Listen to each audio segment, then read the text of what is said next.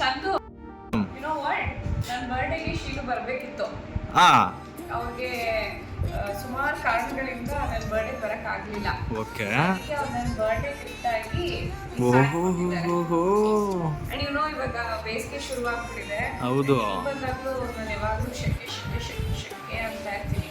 ಅದಕ್ಕೆ ನಮ್ಮ ಶೀಲು 3 ಸ್ಪೀಡ್ ಇರೋ ಅಂತ ಫುಲ್ ಕೂಲ್ ಆಗಿರ್ಲಿ ಅಂತ. ಬೇಸಿಗೆಯಲ್ಲಿ ಅವರ ಸೊಸೆ ಕೂಲ್ ಆಗಿರ್ಲಿ ಅಂತ ನಂಗೆ ಫ್ಯಾನ್ ಮಾಡಿದ್ದಾರೆ. ಥ್ಯಾಂಕ್ ಯು ಮಾ. ಇಷ್ಟ ಆಯ್ತಾ ನಿಮಗೆ? ಇಷ್ಟ ಆಯ್ತು. ಪಿಂಕಿ ಪಿಂಕಿ ಕೊಟ್ಬಿಟ್ಟಿದ್ದಾರೆ. ಮೇಡಮ್ ಈಗ ನೀವು ಅವ್ರ ಬರ್ಡೇಗೆ ನೀವೇನು ಗಿಫ್ಟ್ ಕೊಡಿಸ್ತೀರಾ? ಹೌದು, ನನ್ನ ಬರ್ಡೇಗೆ. ಹೌದು.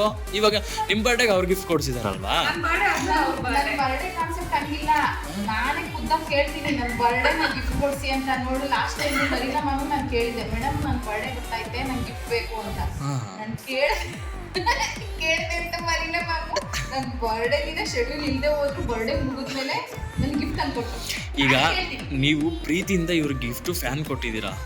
ನಿಮ್ಮ ಬರ್ತ್ಡೇಗೆ ನೀವು ಏನು ಕೇಳ್ತೀರಾ ಅಂದರೆ ನನ್ನ ಪ್ರೀತಿಯಿಂದ ನನಗೆ ಇಂಥದ್ದು ಬೇಕು ಅಂತ ಏನು ಕೇಳ್ಬೋದು ನೀವು? ಯೋಚನೆ ಮಾಡ್ತೀವಿ 6 ತಿಂಗಳಾಯ್ತು ಈಗ ಮಾಡಿ ಅದು ತಪ್ಪು. ಚಂದು ನೀನು ಹೇಳ್ತಿದ್ದಿಲ್ಲ ಪ್ರೀತಿಯಿಂದ ಏನು ಬೇಕು ಅದು ಕೇಳಿ ಅಂತ. ಆಲ್ರೆಡಿ ನನ್ನ ಮದುವೆ ಕೇಳ್ಬಿಟ್ಟಿದ್ದಾರೆ. ನಾನು ಮದುವೆ ಆಗುವಾಗ ಶೀಲು ಮ್ಯಾಮ್ಗೆ ಏನು ಕೊಟ್ಟು ಲಗ್ನ ಮದುವೆಗೆ ಕೊಟ್ಟು ಕರಿಬೇಕು ಅಂತ. ಓ ಹಿಂಗೆಲ್ಲ ಇದೆಯಾ? ಇದು ಹಿಂಗೆಲ್ಲ ಇದೆ ನೋಡಿ.